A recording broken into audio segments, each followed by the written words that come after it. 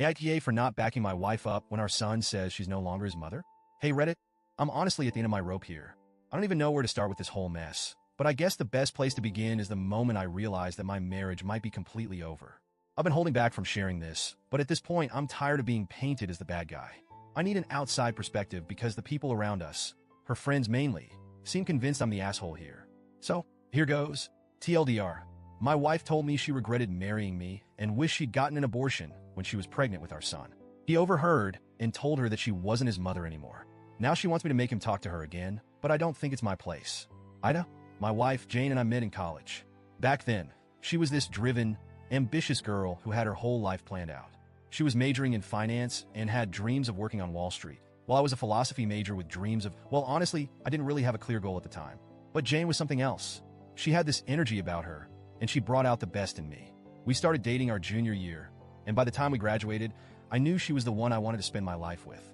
We got engaged when I was 23 and she was 22. People said we were too young, but at the time, it felt right. We didn't rush into marriage, though. We waited a few years, saved up some money, and eventually tied the knot when I was 26 and she was 25. I thought we were solid. We had our fair share of arguments, but nothing too major. Honestly, I thought we were happy. Then, a year after our wedding, Jane got pregnant. It wasn't planned, but it wasn't unwelcome either, at least for me. I was over the moon when she told me. I remember sitting there on the couch, watching TV when she just blurted it out. I'm pregnant. I was stunned for a second, then excited. I told her that whatever she wanted to do, I'd support her. If she wanted to wait, if she wasn't ready, that was fine with me. But she decided to keep the baby, and I was all in. But that's when things started to change. Pregnancy wasn't easy for Jane. I get that. It's not like I expected her to be glowing and happy every day. I did my best to help her out, make her comfortable, and reassure her that we were in this together. But she was distant, moody, and just not herself. I chalked it up to hormones and figured that once the baby came, things would settle down. Spoiler alert, they didn't. When Jack was born, it was like a switch flipped for me. I loved that kid from the moment I laid eyes on him. He was perfect. Jane, on the other hand, didn't seem to feel the same. She was tired, frustrated, and seemed disconnected from both me and Jack. She was diagnosed with postpartum depression, PPD, which I understood, at least as much as a guy can. I encouraged her to seek therapy, to talk to someone, but she refused. She insisted that she didn't need help, that she'd get over it on her own. But she never did. The first couple of years after Jack was born were brutal. I was doing everything, working full-time, taking care of Jack, paying all the bills, and trying to keep our marriage afloat. Jane didn't want to go back to work, even though I told her it was an option. We didn't have to worry about housing costs because we lived in a second home that my aunt and uncle owned, so we could afford a nanny if she wanted to go back to her career. But she chose to stay at home, except she wasn't really staying at home. She wasn't doing much of anything. She'd stay in bed most days, claiming she was too tired to get up. I'd come home from work, exhausted, and have to take care of Jack because she couldn't or wouldn't do it. I felt like a single parent, even though I was married. I tried to be patient. I really did. I understood that PPD was serious, and I wanted to support her. But after 2 years of this, 2 years of her refusing to get help and leaving me to do everything, I started to resent her. We fought constantly. I told her that I couldn't keep doing this, that something had to change. She needed to get help or go back to work or something, anything to contribute. But she wouldn't listen. Finally, I gave her an ultimatum. Either she got help or I was done. She ended up going back to work, but not in the career she had trained for in college. Instead of pursuing finance like she'd always dreamed of, she took a job at a local cigarette shop. At that point, I was so emotionally checked out that I didn't even care. At least it was something. By the time Jack was 5, our marriage was basically dead. We weren't intimate anymore. We barely talked unless it was about Jack. We were like roommates who happened to share a child. I tried to keep things civil for Jack's sake, but it was hard. He was starting to notice the tension between us, and I didn't want him growing up in a toxic environment. Despite everything, Jack turned out to be a great kid. He was smart, independent, and intuitive. He could tell that something was off between me and Jane, even when we tried to hide it. He started to pull away from her, preferring to spend time with me or his friends. Jane noticed, but she didn't seem to care enough to do anything about it. As the years went on, things just got worse. Jack and Jane never really bonded the way a mother and son should. I think it was partly because of how she acted when he was a baby, but also because she just wasn't present. Jack relied on me for everything, and Jane became more of a stranger to him. Fast forward to last year. Jack was 16, and we were gearing up for his senior year of high school. He was excited about college, and I was proud of the young man he had become.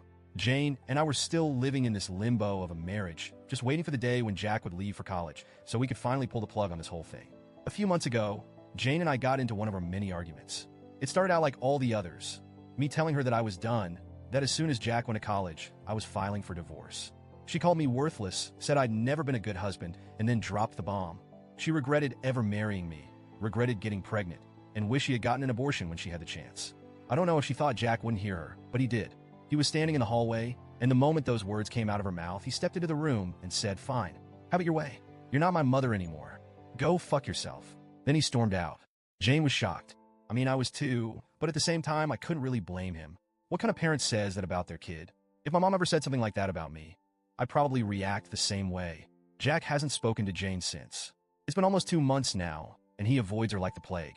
He's a smart kid. He's got a part-time job, his own car, and he buys whatever he needs. If he needs help with anything, he comes to me. But as far as he's concerned, Jane doesn't exist. Now, Jane is pissed at me because I won't make Jack talk to her. She keeps telling me that I need to step in and repair their relationship.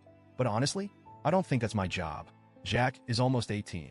He's old enough to make his own decisions, and if he doesn't want to have a relationship with his mother, that's his choice. I'm not going to force him to forgive her, especially after what she said. I told Jane that we're done, that I'm leaving once Jack goes to college.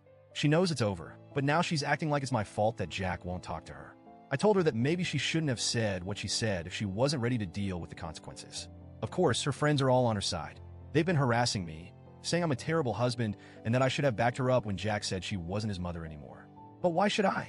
She said some awful things, and now she's facing the fallout. It's not my job to fix this. I don't know, Reddit. Am I the asshole for not stepping in and making Jack talk to her? Update. First off, thanks to everyone who took the time to read my post and share their thoughts. I didn't expect to get so many responses, and I appreciate the support and even the tough love that many of you gave me. A lot of you asked for more context about Jane's side of things, and I've been thinking about it a lot over the past few days. To be honest, I don't know if Jane ever really wanted to be a mom. I think she got swept up in the idea of it when she first got pregnant, but once Jack was born, reality hit her hard. The postpartum depression played a huge role in all of this, and I wish she had gotten the help she needed back then. I tried to be supportive, but I realize now that there were things happening beneath the surface that I couldn't fix on my own. It's not like Jane was always a bad mom. There were times when she tried. She'd cook dinner, help Jack with his homework, and even take him out for ice cream sometimes. But those moments were rare. Most of the time, she was distant, wrapped up in her own struggles, and Jack picked up on that.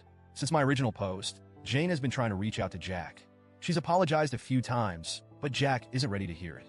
I've told her that it's going to take time, and she can't force him to forgive her. She seems to understand that now, but it doesn't make things any easier. As for me, I'm still planning on leaving once Jack goes to college. This marriage has been dead for a long time, and I don't see any point in dragging it out. Jack is my priority right now, and I want to make sure he's okay before I make any big moves.